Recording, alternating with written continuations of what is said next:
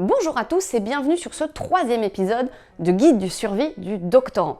Si vous ne savez pas ce que vous faites là, je vous encourage à aller voir l'épisode 0 qui sert d'introduction et de mode d'emploi et ensuite à regarder les épisodes dans l'ordre. Pour les autres, on est le matin, on vient de consacrer 24 minutes à des petits items qui ne demandaient pas beaucoup d'énergie ni de motivation, puis à 2 gros items un petit peu plus mastoc et on est maintenant à la moitié de notre routine. On va donc parler aujourd'hui d'un item très court, mais qui est un sujet qui fâche très fort, et donc il fallait bien qu'il ait son épisode à lui tout seul.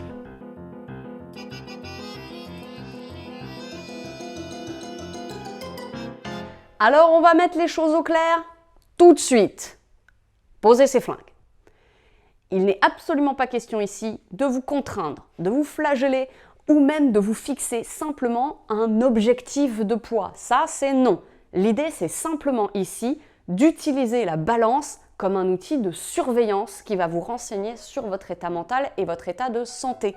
Si vous êtes en surpoids ou en sous-poids, de toute façon, je suppose que vous le savez déjà. Tiens, c'est drôle, le corrector Word, il reconnaît surpoids mais pas sous-poids. On dirait presque que ça raconte quelque chose sur les biais de notre société. Si vous avez un doute, de toute façon, vous ne regardez pas des tutos YouTube, le mieux, c'est d'en parler avec un médecin. Et c'est tout. Vous pouvez bien évidemment calculer votre IMC, indice de masse corporelle, de manière à avoir une première idée, mais gardez bien en tête que c'est un outil très imprécis. Il ne tient pas compte de tout un tas de facteurs. Si vous êtes enceinte, si vous avez une masse musculaire importante, si vous êtes naturellement un petit gabarit. Et à l'heure actuelle, à part pour la grande obésité, ce qui veut dire au-dessus de 35, ou pour la dénutrition, et ce qui veut dire en dessous de 16,5. Le lien entre l'IMC à proprement parler et la santé n'est pas bien établi.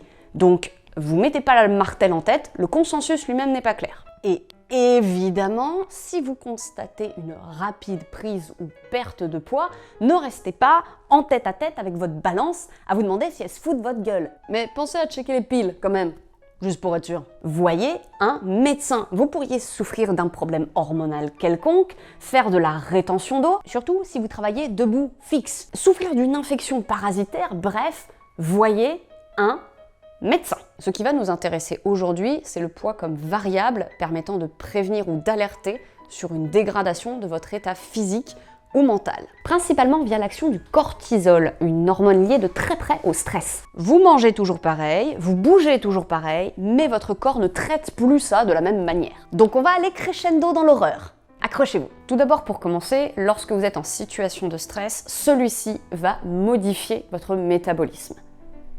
Et là, il existe 2 catégories, celles qui gonflent et celles qui fondent. Mais le problème est globalement le même. Donc, si vous êtes dans une période particulièrement charrette, que vous n'avez rien changé à votre alimentation, mais que votre balance indique un surglissement dans un sens ou dans l'autre, c'est un vrai signal à prendre en compte. Idéalement, ça voudrait vous dire qu'il faut lever le pied. Mais je connais les thésards et je sais que si c'est charrette en ce moment, c'est que vous ne pouvez pas vous le permettre. Donc dans ce cas-là, le mieux c'est d'en prendre conscience, d'adapter un petit peu votre alimentation à ce nouveau métabolisme qui a changé, et du coup tout ira bien. Au niveau de votre santé, ça ne dira rien de comment vous allez gérer votre deadline, par contre. Le second cas, qui n'est pas encore pathologique, mais qui commence à entrer dans une zone dangereuse, c'est le moment où votre travail va prendre tellement de place dans votre vie qu'il va modifier vos comportements alimentaires. Et là encore, on va faire 2 équipes. Ceux qui ne jurent que par la nourriture toute prête, voire le fast-food, parce qu'ils n'ont pas le temps ni de faire les courses, ni de faire la cuisine, ni de rien, et ceux qui sont tellement la tête dans le guidon que de manière répétée, ils vont commencer à oublier de manger. Je plaide résolument coupable sur le 2e. Dans les 2 cas, il est très facile de mettre le problème sous le tapis en vous disant que c'est pas bien grave, que ça n'aura qu'un temps, que ça n'a pas vraiment de conséquences, mais la balance, elle les connaît, les conséquences. Et elle ne ment pas. Et donc, si jamais elle est en train de vous dire que vous glissez dans un sens ou dans l'autre, et que vous vous reconnaissez dans les comportements que je viens de décrire, il est temps de dire halte au feu. Vous dégradez votre outil de travail.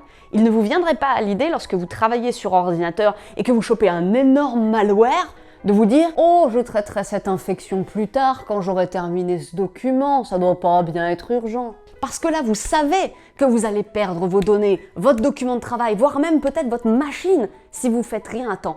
Et de la même manière, si jamais votre corps commence à se dégrader et que vous vous dites « Oh bah tant pis, je verrai ça plus tard », il faut quand même y arriver au plus tard.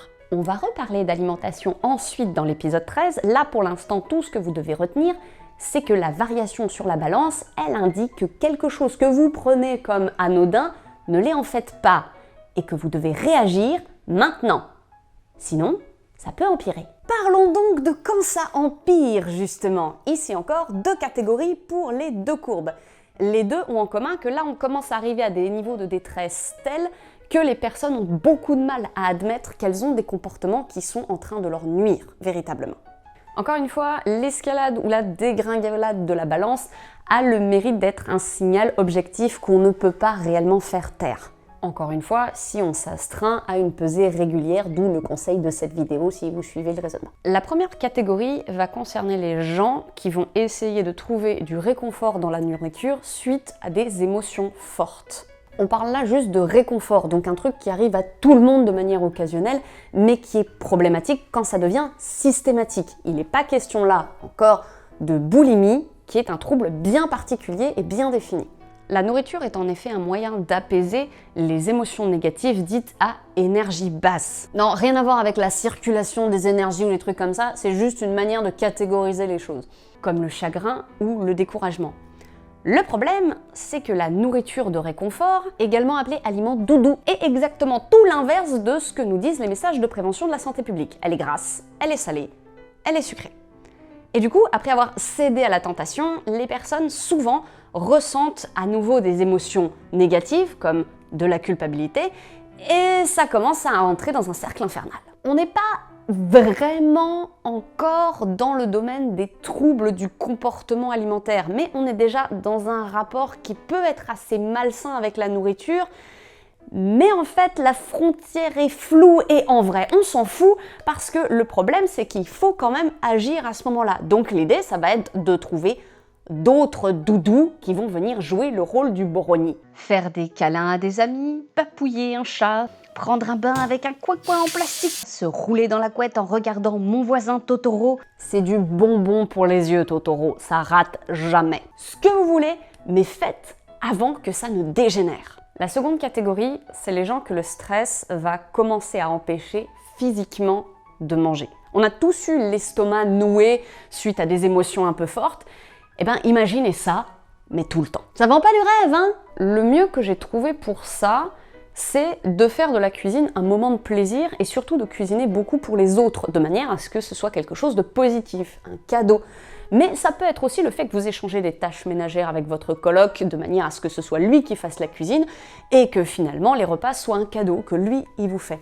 Prenez ce qui marche pour vous. L'idée, c'est juste de décorréler la nourriture de la sensation de contrainte. Et vous remarquerez que je parle beaucoup moins de ce cas-là que du précédent, parce que, oh surprise, il existe beaucoup moins d'études sur ce qui fait maigrir les gens contre leur volonté. Sérieusement, l'étude que j'ai mise en note 6 est sur les truites comme modèle animal. On en est là que sur ce qui les fait grossir.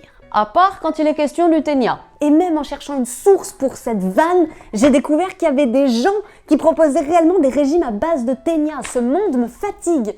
Non, en réalité, on ne s'occupe réellement des problèmes de sous-poids que lorsqu'ils deviennent extrêmement pathologiques. Parlons donc enfin de ces cas-là. Si vous vous souvenez de l'épisode d'introduction, j'ai mentionné les statistiques alarmantes en matière de santé mentale des doctorants et des jeunes chercheurs. Parmi les troubles qui peuvent les atteindre, il y a les TCA, les troubles du comportement alimentaire. L'anorexie est la plus connue parmi ces troubles, elle est heureusement aussi la plus rare, car elle est particulièrement difficile à traiter et son taux de létalité crève le plafond. On estime que jusqu'à 1 patient sur 5 meurt de son anorexie. L'autre plateau de la balance n'est guère plus réjouissant, car la boulimie et l'anorexie-boulimie, si elles tuent moins, touchent en revanche beaucoup plus de gens. On estime qu'entre 4,5 et 6,5% de la population serait atteinte. Ce sont dans tous les cas des pathologies très compliquées à traiter et qui demandent d'être prises en charge par des professionnels de santé, car il faut souvent une équipe pluridisciplinaire pour en venir à bout. Donc c'est pas moi qui fais un truc sur YouTube qui vais vous aider là-dedans. Mais l'idée de l'item d'aujourd'hui, c'est d'avoir un mode de surveillance qui permette d'en prendre conscience, car le premier pas avec les troubles mentaux, c'est de reconnaître qu'on en a un. Si votre balance dégringole ou explose, essayez de noter les chiffres, de garder une trace. Regardez-les et si en les regardant, vous vous dites « tout va bien, je suis parfaitement en contrôle de mon corps » ou encore « tout va bien, j'arrête quand je veux », regardez-les mieux. Demandez-vous si vous diriez la même chose si ces chiffres-là étaient ceux d'une personne qui vous est chère. Un ami, un collègue, votre mère, votre copain, votre sœur. Si au fond de vous, à ce moment-là, vous arrivez à entendre la petite voix qui vous dit que non, certainement pas, accrochez-vous-y de toutes vos forces. Et si vous faites ça pour un ami, si c'est un ami que vous pensez en danger, soyez cette voix pour lui. Soyez la personne qui va lui dire « Est-ce que vraiment tu trouverais ça bien ou normal si c'était moi ?» Aidez-le à atteindre les gens dont il a besoin. Faites-vous aider, faites-le aider. Vous êtes peut-être en train de lui sauver la vie à ce moment-là. Je ne tiens pas particulièrement à casser l'ambiance, mais il faut bien qu'on pose quelque chose qui est très clair. Lorsque vous êtes atteint de ce genre de trouble, vous n'êtes pas en contrôle de votre vie, vous n'êtes pas en contrôle de votre corps. Vous êtes en danger. Voilà, c'est tout pour ce nouvel épisode. Désolée si c'était un petit peu plus sombre que d'habitude. On se retrouve bientôt pour un nouvel épisode qui sera un petit peu plus fandard.